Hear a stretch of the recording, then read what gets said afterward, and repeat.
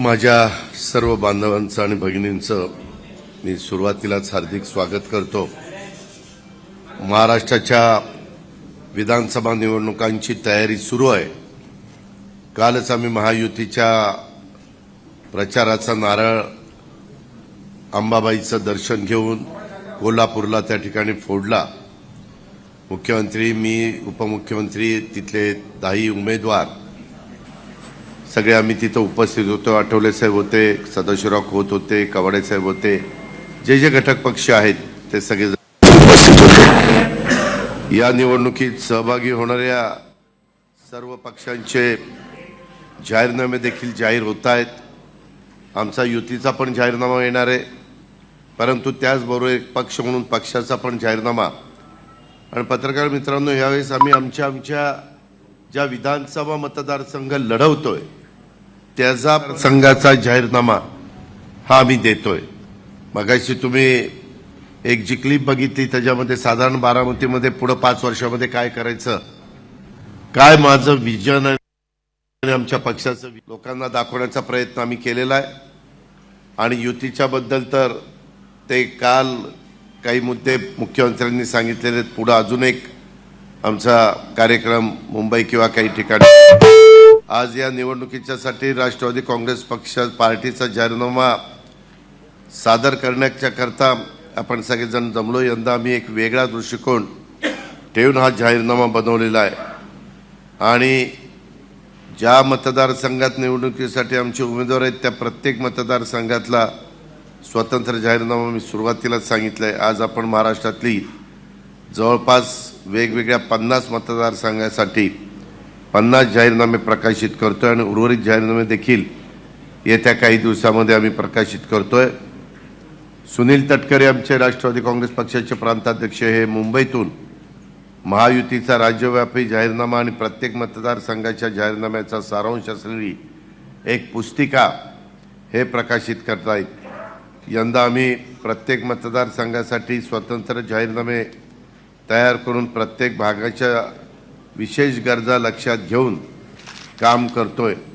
आणि या स्थानिक जाहीरनाम्यामध्ये आमच्या आमदारांच्या महत्त्वपूर्ण कामगिरीबद्दल आणि आमचे उमेदवार पुढील 5 वर्षात कोणती महत्त्वपूर्ण कामं करणार आहेत याची माहिती देण्यात आलेली आहे। आणि तुम्ही जर पाहिलं तर प्रत्येक मतदारसंघातील रहिवासी, शेतकरी, कष्टकरी, युवक आणि महिलांच्या सोबत सखोल चर्चा करून त्यांच्या अपेक्षा आणि गरजांना या जाहीरनाम्यामध्ये प्राधान्य देण्याचा आम्ही प्रयत्न केला। आणि साधारण जे आपल्याला शक्य आहे, जे आपण पार पाडू शकतो, ह्याच गोष्टीचा आम्ही विचार केलेला आहे। आमच्या पार्टीच्या सोशल मीडिया टीमच्या मतदारांशी सर्व स्तरावर जोडण्यासाठी एक नवीन रणनीतीचा अवलंब आम्ही करतोय। अलीकडे आम्ही आमच्या प्लॅटफॉर्मवर AI आधारित जाहिरात मोहीम सुरू केली आहेत आणि त्याला तसं बघितलं तर सर्व स्तरावर भरघोस अशा प्रकारचा प्रतिसाद मिळतोय, त्याचा आम्हाला समाधान आहे। त्याचप्रमाणे वेगवेगळ्या 50 विधानसभा मतदारसंघात देखील हे जाहीरनामे, व्हिडिओ आणि गाणे ही तयार केलेली आहेत। आज बारामतीचा उमेदवार म्हणून बारामतीचा जाहीरनामा सादर करण्याचा मला अभिमान आहे। आमच्या प्रत्येक उमेदवाराने त्यांच्या मतदारसंघात स्वप्नांना आणि आकांक्षांना ते सादर केलेलं आहे। या जाहीरनाम्यासोबत आम्ही बारामतीचा जाहीरनामा, व्हिडिओ आणि राष्ट्रवादीच्या प्रचार मोहिमेचं गीत देखील प्रसिद्ध केलेले आहे। गेल्या 30-35 वर्षात बारामतीचा झालेला बदल पाहून मला अतिशय आनंद होतो। आपण एका वेगळ्या रूपातील बारामतीतून प्रवास करत इथपर्यंत आज पोहोचलेलो आहे। आणि मी आमदार म्हणून केलेल्या विकास कामं बारामतीमध्ये सर्वत्र दिसून येतात। मी गेल्या 5 वर्षामध्ये बारामतीला 9,000 कोटी रुपयांचे प्रकल्प आणि विकास कामं केली आहेत। महाराष्ट्रातील कोणत्याही विधानसभा मतदारसंघात याहून मोठा निधी आलेला नाही। या विविध विकास कामांचे विवरण एका विशेष पुस्तिकेत एकत्र केले आपण। मात्र आज मी आपल्यासमोर आमच्या आगामी काळातील जाहीरनाम्यावर लक्ष केंद्रित करण्याचा प्रयत्न करतोय। गेल्या 33 वर्षापासून माझं एकमेव ध्येय आहे ते म्हणजे बारामतीत प्रत्येक प्रगतीचा नवीन आलेख गाठणं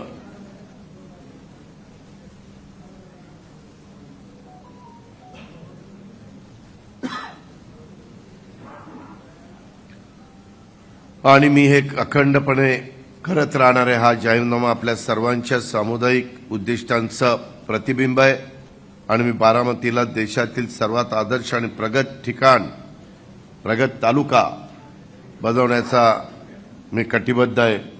बारामतीला कुस्तीची एक समृद्ध अशी परंपरा आहे।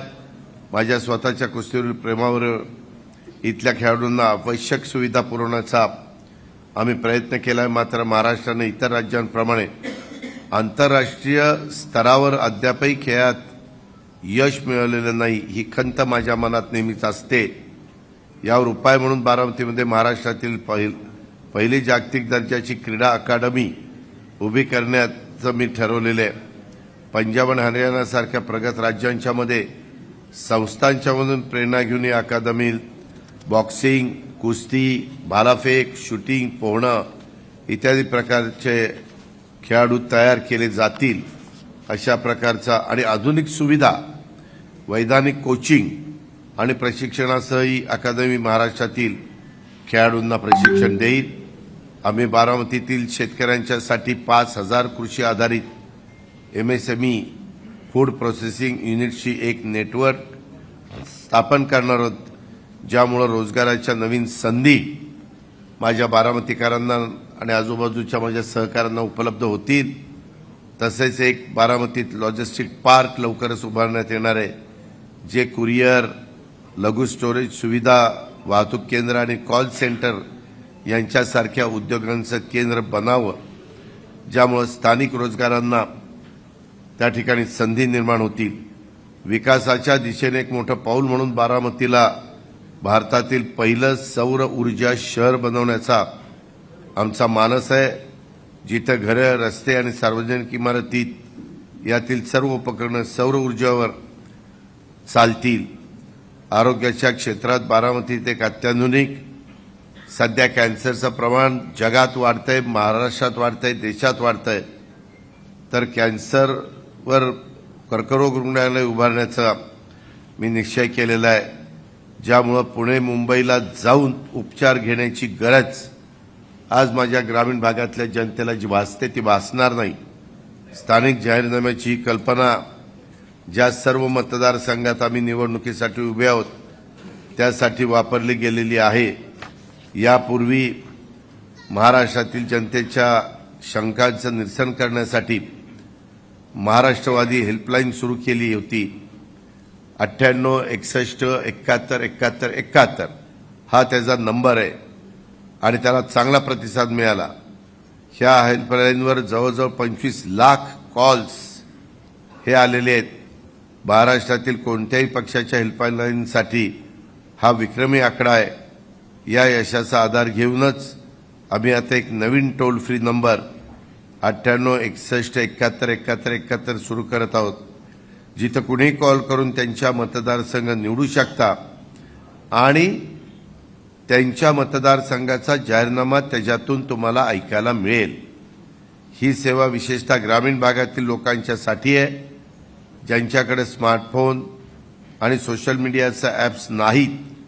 त्यांना सहजपणे जोडण्याची सुविधा या टोल फ्री नंबरमुळे उपलब्ध होणार आहे। आजचा कार्यक्रम फक्त बारामतीकरांच्यासाठीच नाही, तर ज्या ज्या मतदारसंघात आम्ही सेवा देतोय, उमेदवार उभे केलेले त्या सर्वांच्यासाठी एक वचन आहे। आपल्या समर्थनासह आम्ही हे स्वप्न सत्यात उतरू आणि महाराष्ट्राच्या प्रगतीसाठी आणि समृद्धीसाठी राष्ट्रवादी काँग्रेस पक्ष हा काम करत राहील आणि महायुतीचा घटक म्हणून देखील त्यामध्ये तो महत्त्वाची जबाबदारी पार पाडेल। हेच मला आजच्या पत्रकार परिषदेच्या निमित्तानं सांगायचं आहे। आज उमेदवार म्हणून त्याच्यामध्ये अद्ययावत आरोग्य सुविधेचा आमचा वादा आहे। बरीचशी कामं झालीत, अजून की राहिलेली ती आता 5 वर्षात मला करायची। सर्वांगीण शिक्षणाच्या पायाभरणीचा वादा, आज मला अभिमान आहे जिल्ह्याची ठिकाणं सोडली तर तालुक्याच्या ठिकाणाचा विचार केला तर बारामती तालुका एक विद्येचं माहेरघर ग्रामीण भागातलं त्याची अशा प्रकारची ओळख आपली निर्माण होतीये। दर्जेदार रस्ते आणि पायाभूत सुविधांचा वादा, तुम्हाला माहिती आहे की मला क्वालिटीला मी महत्त्व देतो आणि रस्ते उत्तम असले पाहिजेत, त्याचा दर्जा चांगला असला पाहिजे, ही आमचं त्याच्यामध्ये व्हिजन राहणार आहे। शेती व शेतकऱ्यांच्या विकासाचा वादा, शेती हा मुख्य व्यवसाय आहे, त्याचा वादा आम्ही करतोय। सामाजिक विकासाचा वादा, ही एक गोष्ट आम्ही ह्या निमित्तानं करतोय। त्याच्यातनं निश्चितपणे एक चांगल्या पद्धतीचं काम उभं राहील याबद्दल माझ्या मनामध्ये तिळमात्र शंका नाही। या ठिकाणी जाहीरनामा शुभारंभ प्रसंग राज्यातून 59 ठिकाणी थेट प्रक्षेपणाद्वारे प्रतिनिधी सहभागी झालेले आहेत, त्यांचंही मी मनापासून स्वागत करतो। आणि त्या प्रतिनिधींना खरं तर मी कालच त्यांच्याशी बोललेलो आहे, परंतु कुणाला काही त्याच्याबद्दल विचारायचं असेल तर ते माझ्याशी संभाषण करू शकतात, अशा पद्धतीचं आव्हान मी या निमित्तानं करतो आणि इथंच थांबतो। धन्यवाद। जय हिंद, जय महाराष्ट्र। बोला बोला।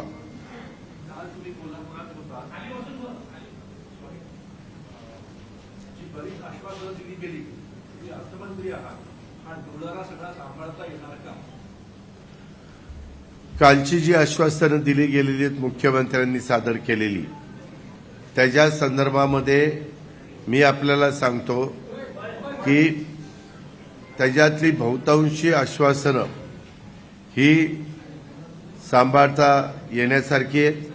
आणि दुसरी गोष्ट, आपण आपल्या राज्याचं उत्पन्न पण वाढवायचं असतं, रिसोर्सेस वाढवायचे असतात, आणि ज्यावेळेस आम्ही अर्थसंकल्प सादर करतो त्यावेळेस हा विचार नेहमी करत असतो की कुठं आपल्याला बचत करता येईल आणि त्याचा कुठलाही परिणाम समाजातल्या गरीब घटकावर होणार नाही, आणि त्याच्यातून बचत झाल्यानंतर ह्या योजनेला निधी त्या ठिकाणी मिळेल।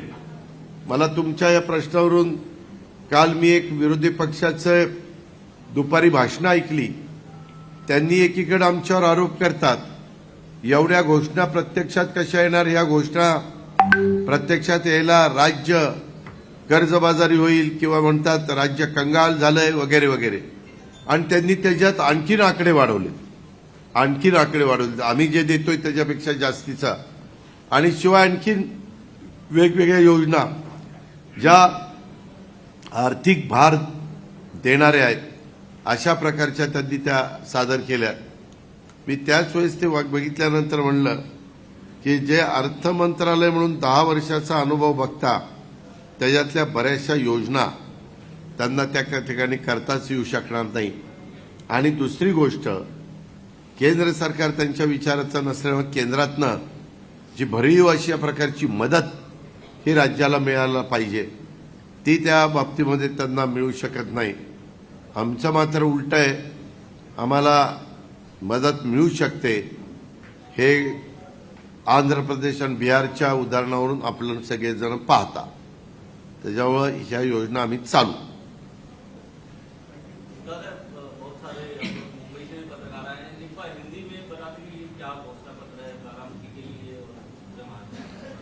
पूरे महाराष्ट्र के लिए जो घोषणा पत्र है उसके बारे में हमारे पार्टी के प्रेसिडेंट मिस्टर सुनील तटकरे जी, ये बंबई में है, वहां से उन्होंने प्रेस ली है।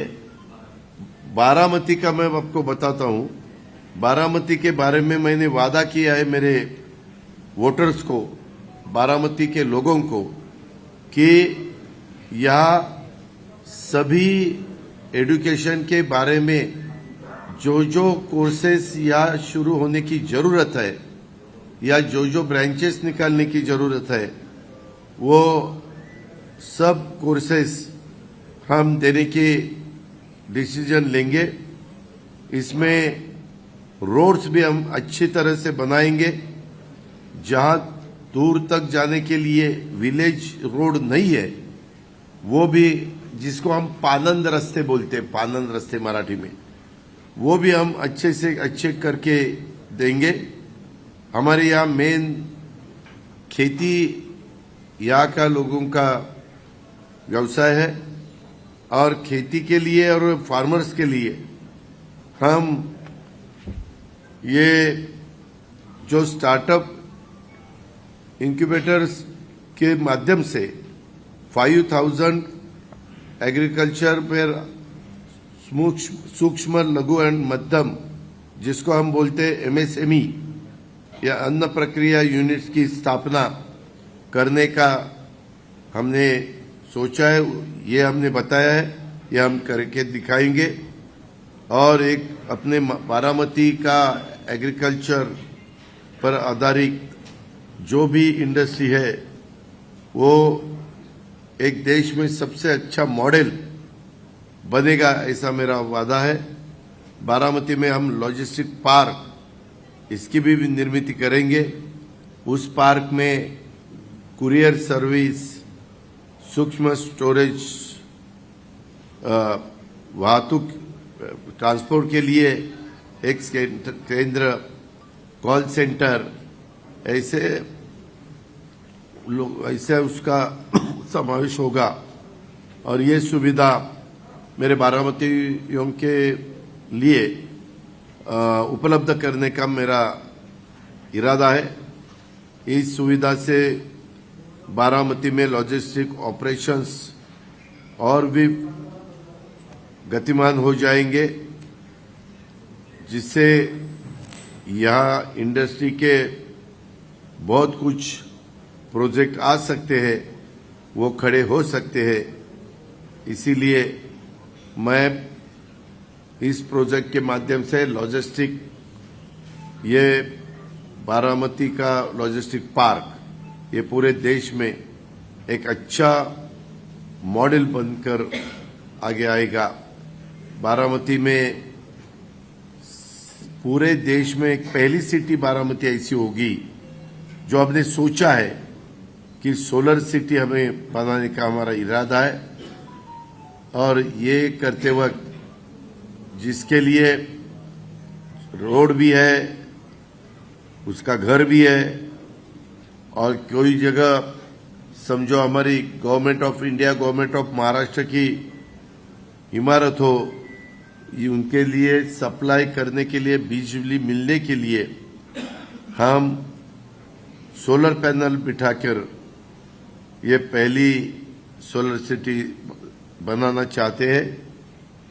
इसमें हमारे जो वोटर है, नागरिक है, उनका भी सहयोग हमें मिलना चाहिए। ऐसे मुझे उनको भी रिक्वेस्ट है, मैं उनको रिक्वेस्ट करना चाहता हूं। बारामती के रोड के ऊपर के, पहले बारामती सिटी के पूरे जो लाइट्स है वो सोलर पावर पे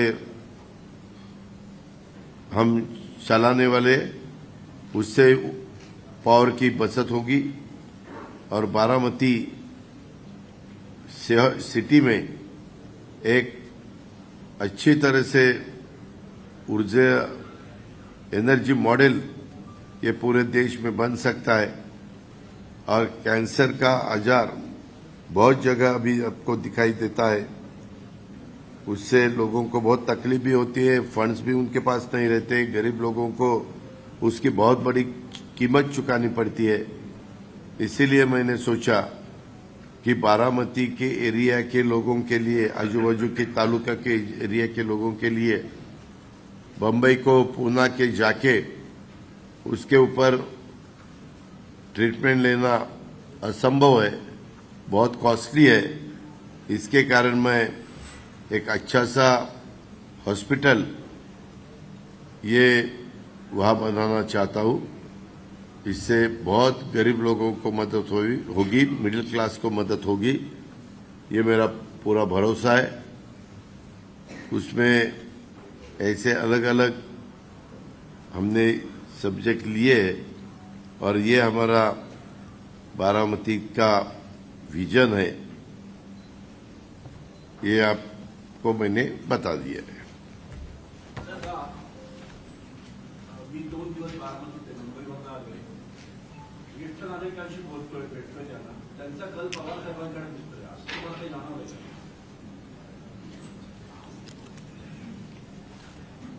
लोकसभेच्या वेळेस तसा कल मला जाणवत होता. विधानसभेला निश्चित बारामतीकरांचा कल बदललेला आहे आणि तुम्हाला तो 23 तारखेला पाहायला मिळेल. सर, कितना बड़ा चैलेंज लगता है इस बार का चुनाव? आप 7 माह से लगातार यहाँ से जीत रहे हैं, इसके अलावा लोकसभा भी जीते, लेकिन इस बार परिवार की लड़ाई है, तो कितना बड़ा चैलेंज है आपके लिए बारामती? बारामती का वोटर ही हमारा परिवार है, तो क्या करें, वो हमें जिता के देंगे ऐसा मुझे पूरा भरोसा है। मैंने 50 विलेज में जाके उनके साथ कांटेक्ट करने की कोशिश की है। बाकी की भी जगह बाकी के भी विलेज में मैं जाने वाला हूं, लेकिन मेरा दोपहर से मैं महाराष्ट्र के जो एरिया मुझे दिया है पब्लिक मीटिंग लेने के लिए वहां जाऊंगा। वहां सुबह तो ये नहीं रहता, पब्लिक रैली आप ले नहीं सकते, 4 बजे 6 बजे 8 बजे ऐसे उसका टाइमिंग रहता है। तो दोपहर के बाद मैं वहां चला जाऊंगा रात को 10 बजे तक, और उसमें से थोड़ा बहुत टाइम निकाल के जो मेरे गांव में मुझे जाना बाकी है एज अ कैंडिडेट, वो जाने की मैं पूरी कोशिश करूंगा। उसके बारे में मुझे मेरे पार्टी के प्रेसिडेंट ने प्रोग्राम भी दिया है। दादा नमस्कार. फलटणवरून साहेब जिल्ह्याच्या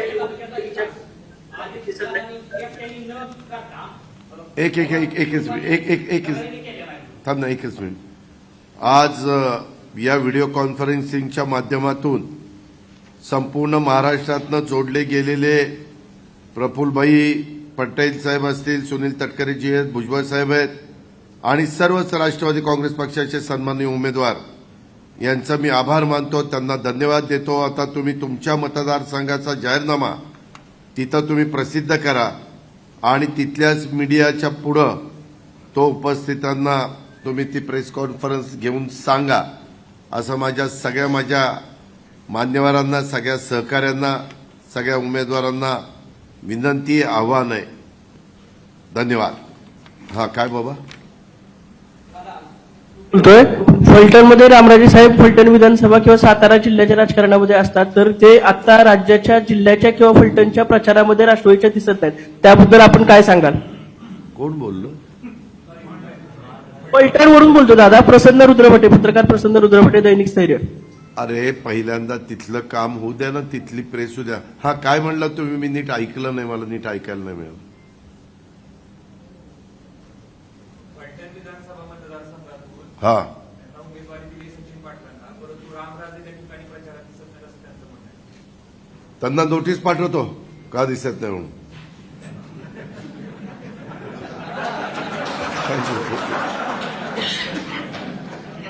आप बोलिए. हा तुम्ही सांगा. बारामती तालुक्याचा विकास माझे दादांनी न करता पवार कुटुंबानं सर्वांनी केलेला विकास, याच्याबद्दल आपलं काय मत आहे? मी कुठं नाही म्हणलं. मी एवढंच म्हणतोय की मला जेव्हा खासदारकीची आणि आमदारकीची संधी बारामतीकरांनी दिली, त्याच्यात आपण एक पत्रकार म्हणून मी इथं विकास केला का नाही याचा आपणच विश्लेषण मला करावं. माझ्या माहितीप्रमाणे सगळ्यांनी केलात, पण त्याच्यात माझाही थोडासा खारीचा वाटा आहे. त्यांचा मोठा आहे, माझा खारीचा आहे. दादा, आपको क्या लगता है लोकसभा से लेकर अब तक विधानसभा चुनाव तक क्या परिस्थिति में बदलाव आई है? क्या आपको लगता है कि माहौल जो है वो बदला है बारामती और आसपास जिला? महाराष्ट्र का माहौल बदला है. इसका कारण ये है, एक तो तीसरी बार सेंट्रल में एनडीए सरकार आया है, गवर्नमेंट आया है. दूसरा, उन्होंने महाराष्ट्र के लिए जो बार बार हमारे अपोजिशन वाले बोलते कि यहाँ के प्रोजेक्ट, यहाँ के इंडस्ट्री बाहर जा रही है, गुजरात जा रही, वो सब गलत है. उसमें कैबिनेट ने, पहले ही कैबिनेट में सेंट्रल की मैं बोल रहा हूं, 75,000 करोड़ का वाढवण पोर्ट, जो पूरे वर्ल्ड में जितने भी पोर्ट है पहले 10 पोर्ट में उसका नंबर आ जाएगा। इतना बड़ा पोर्ट उन्होंने अपने को दिया है, उन्होंने सेंट्रल ने दिया है। वो साइट बहुत अच्छी है। आपको ताज्जुब होगा कि 35 साल चालू है। वो करना चाहिए, क्योंकि अपने यहाँ बहुत इस पूरे देश के बाजू में समुंदर होते हुए भी साइट अच्छी होनी चाहिए, वहाँ डीप होना चाहिए। वैसे वो साइट अपने को नंबर 1 की साइट अपने देश में वहाँ मिली है, और वो महाराष्ट्र में है, पालघर डिस्ट्रिक्ट में है। वाढवण वहाँ का विलेज का नाम है, और वहाँ का भूमि पूजन भी किया है। बाकी के पोर्ट हो, एयरपोर्ट हो, या रेलवे लाइन हो, या वंदे भारत ट्रेन हो, बुलेट ट्रेन हो, ऐसे भी बहुत से काम अभी चालू है, गवर्नमेंट के हाथ में है। उसका भी फायदा महाराष्ट्र को मिलेगा, नंबर 1। नंबर 2, इस दफा बारिश बहुत अच्छी हुई है। पिछले दफा पार्लियामेंट के चुनाव के बाद बारिश इतनी अच्छी नहीं थी। जब बारिश अच्छी नहीं रहती तो हमारे फार्मर्स बहुत परेशान रहते हैं, उनका मन नहीं करता खेती करने के लिए। लेकिन अभी सब अपनी अपनी खेती ठीक तरह से कर रहे, क्रॉप ले रहे। हमने इंश्योरेंस 1 रुपए में उनको दिया है। उनको हमने बहुत से जगह 0% इंटरेस्ट से क्रॉप लोन दिया है। फिर ये सब होते हुए हमने उसमें दूध का रेट भी इंसेंटिव उसमें दिया है। बिजली मुफ्त की है, 3 हॉर्स पावर, 5 हॉर्स पावर और 7.5 हॉर्स पावर के लिए। ऐसे बहुत से ये हमारी लाडली बहना तो बहुत ही हमारे लोकप्रिय हुई है महाराष्ट्र में। आप जहां भी जाओ और उनको, हमारे लाडली बहनों को पूछो, वो भी आपको बताएंगे। और बहुत अच्छी योजनाएं हमने लाई है, और हमारा काम चालू है। हमने अलग अलग सेक्टर के लिए भी बहुत कुछ डिसीजन, ये गवर्नमेंट एकनाथराव शिंदे जी, देवेंद्र जी में जब चला रहा था तो हमने उसमें लाया है। इसीलिए हमें माहौल अच्छा दिख रहा है। दूसरा, पिछले दफा हमारे अपोजिशन वालों ने एक नैरेटिव सेट किया था, ये बाबा साहब अम्बेडकर का संविधान बदलने वाले हैं। ये तो बिल्कुल होने वाला नहीं था, कभी होगा भी नहीं। और अभी तो जो न्याय देवता है उसकी आंखों की जो पट्टी थी, आंखें बंद की थी, वो निकाली और उसके हाथ में संविधान दिया है। और हमेशा संविधान के बारे में प्राइम मिनिस्टर से सब पूरा देश एक रिस्पेक्ट हमेशा दिखाता है। तो वो भी अभी पता, वो तब उनको ऐसा लगा ये रिजर्वेशन अभी नहीं मिलेगा अपने को, ये लॉ अपने इसके संविधान भी वो कैंसिल करेंगे। ऐसा बहुत गलत उन्होंने आरोप किए और नैरेटिव सेट किया। उसकी भी बहुत बड़ी कीमत हमें चुकानी पड़ी। आपकी कॉन्फिडेंस ये मराठा बहुत बड़ा है, मराठा आंदोलन भी हुआ पिछले दिनों, क्या असर देखते हैं आप? अभी उसके बारे में जो एक लीडर मनोज जरांगे के वो आगे आए, तो उन्होंने 2 या 3 दिन पहले बताया कि चुनाव, पहले बोल रहे थे कि हम चुनाव लड़ने वाले, कैंडिडेट देने वाले, लेकिन बाद में उन्होंने बहुत लोगों के साथ बात जब की तब उन्होंने डिसीजन लिया कि अपने को लड़ाना नहीं, जिन वोटर्स को जो अच्छा कैंडिडेट लगेगा उसको वोट देना, ऐसा उन्होंने आह्वान किया। सर, इसका फायदा आप देखते हैं कि नुकसान देख रहे हैं? इसका फायदा आपको होगा या नुकसान होगा? अच्छा कैंडिडेट को वोट देने के लिए उन्होंने कहा है, तो हम अपने को अच्छे समझते हैं, तो हमें फायदा होगा। हमें नहीं, हमारे कैंडिडेट को। दादा, एक वेगळा प्रश्न आहे. शिंदे साहेबांनी ते केलं ते तुम्ही आधी केलं असतं तर सीएम झाला असतं असं वाटतं का? नाही आता ते आमच्या मराठीत म्हणतात आत्याबाईला मिशा असते तर आपण काय म्हणलो असतो. ते आत्याबाई पण नाही तिला मिशा पण नाही कुठं काढता. आता आम्ही इतकं पुढं आलो पुन्हा तुमच्या प्रश्नाला काही उत्तर दिलं तरी आमची प्रेस जाईल बाजूला आणि तीच ब्रेकिंग न्यूज होईल. आणि जे चालवतील मी खरंच सांगतो पत्रकार मित्रांनो, मान्यवरांनो, मीडियाच्या सगळ्या माझ्या सहकाऱ्यांनो, मला असं कुठलंही वक्तव्य करायचं नाही की ज्याच्यातून आम्ही महायुतीच्या सगळ्या घटक पक्षांनी आणि सगळ्या लिडरांनी ठरवलेलं आहे. आम्ही प्रवक्त्यांनाही सांगितलंय बाबांनो काही असं कुणी वक्तव्य करू नका, वाचाळवीरांनो गप्प बसा. कुठंही असं ज्याच्यातून कारण नसताना समाजात तेढ निर्माण होईल, कारण नसताना एक नवीन इश्यू पुढे येईल आणि एवढं चांगले सगळे गोष्टी केलेल्या असताना त्याच्यातनं लक्ष दुसरीकडे डायव्हर्ट होईल असं आम्हाला होऊन द्यायचं नाही. आम्ही एकोप्याने निवडणुकीला सामोरं चाललोय. काल पण तुम्ही कोल्हापूरमध्ये बघितलं असेल आम्ही एकत्रपणे सगळ्या घटक पक्षांनी मिळून तिथं प्रचाराचा नारळ फोडलेला आहे. आता प्रत्येक मिटिंगला बरं झालं आठवलं, प्रत्येक मिटिंगला आम्ही सगळेच तिघं तिथं असू असं नाही. आता राहिलेल्या दिवसात प्रत्येक जण आपापल्या मिटिंग घेत राहतील. नाही तर इथं मिटिंग झाली, इथं हा दिसला नाही, तिथं झाली, तिथं तो दिसला नाही. आता यांच्यात काय फूट पडली का असलं काही नाही. आम्हाला कमीत कमी आता 14 दिवस आज राहिलेत. 14 दिवसात जास्तीत जास्त ठिकाणी आम्हाला पोचायचंय आणि सगळ्यांनी वेगवेगळ्या भाग वाटून घेतला आणि जिथं आम्हाला बोलवतील तिथंच आम्ही जाणार ना. आम्हाला जर बोलवणं नसेल आणि आम्ही तिथे गेलो तर लोक तरी ऐकायला पाहिजे. त्याच्यामुळे आम्ही कॅन्डिडेटला विचारलंय तुम्हाला कोण कोण वक्ते म्हणून पाहिजेत, कोणते लीडर पाहिजेत आणि त्यांनी त्यांच्या दिलेले आहेत की बाबा हे एवढ्या सभा. आणि मी ॲज अ कॅन्डिडेटच्या नात्याने सांगतो फार सारख्या सभा पण लोकांना नको असतात, कारण त्या उमेदवाराचं सगळं लक्ष मग त्या सभेवर जातं, त्याचा दिवस त्याच्यामध्ये जातो, खर्च त्याचा वाढतो. बरं खर्च 40 लाखच आहे, त्याच्यात 25 लाखच उमेदवाराला करायचा आहे, 15 लाख पार्टीचा जो स्टार प्रचारक असतात त्यांच्या खर्चाच्या करता ठेवावे लागतात. अशा सगळ्या गोष्टी आहेत. त्यामुळं सध्या व्यवस्थितपणे प्रचार करणे. आता एकनाथराव शिंदे मुख्यमंत्री आहेत, त्यांच्या नेतृत्वाखाली महायुतीचा प्रचार चालू आहे. आम्ही एकनाथराव आपले देवेंद्रजी आम्ही पण पूर्णपणे त्याच्यामध्ये झोकून दिलंय आणि निवडणुकीला आम्ही सामोरं जातोय.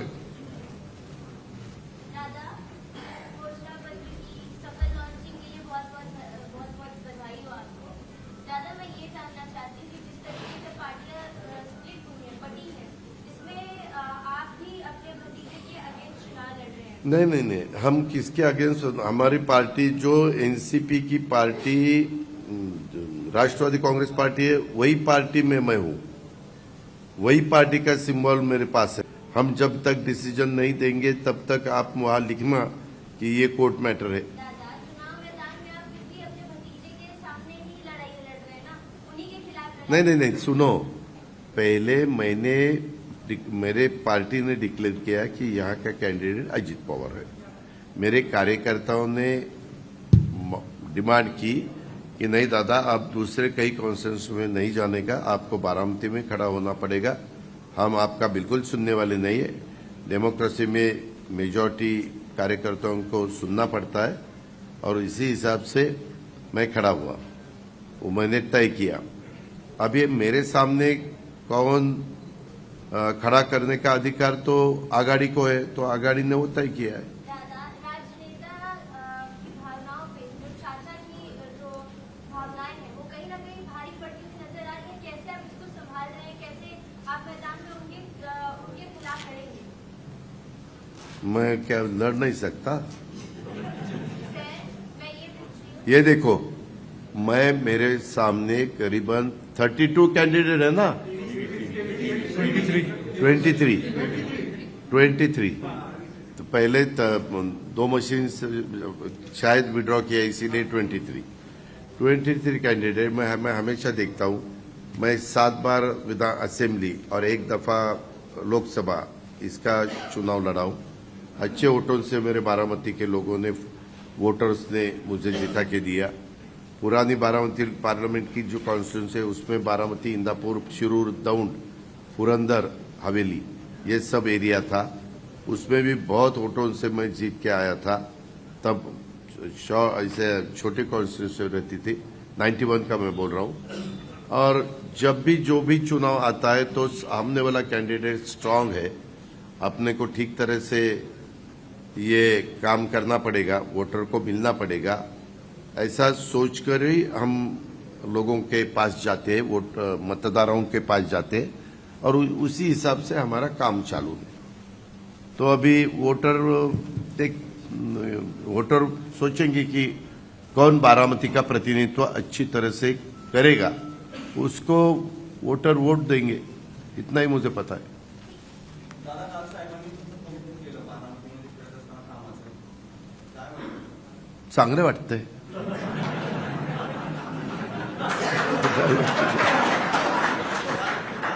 साहेब म्हणले की 30 वर्ष काम केलं, त्याच्यानंतर आता 29 वर्ष काम करतात, आता नवीन नेतृत्वाला संधी दिली पाहिजे. ते चांगलं नाही वाटत.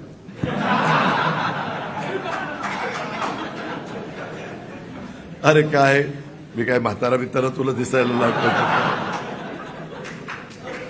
अरे अजून पाहिजे ते करायला सांग, नाही केलं ते यायला पवारच्या.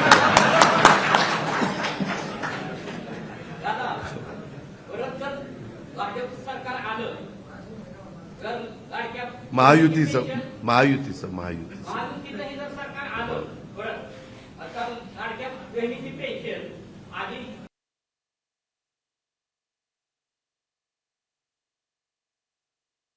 दिव्यांग बांधवाची पेन्शनमध्ये गहनापूर करणार का भाषा? आमचा जाहीरनामा हा तुम्हाला त्या ठिकाणी पाहायला मिळेल. त्या जाहीरनाम्यामध्ये याच्यातले बरेचसे मुद्दे आम्ही घेतलेले आहेत आणि नेहमी गरीब वर्गाकरता, घटकाकरता, दिव्यांगाकरता आमची भूमिका ही अतिशय सकारात्मकच आहे, हे मी अतिशय नम्रतापूर्वक आपल्याला सांगू इच्छितो. ठीक आहे? Okay, thank you very much. ABP माझा, उघडा डोळे बघा नीट.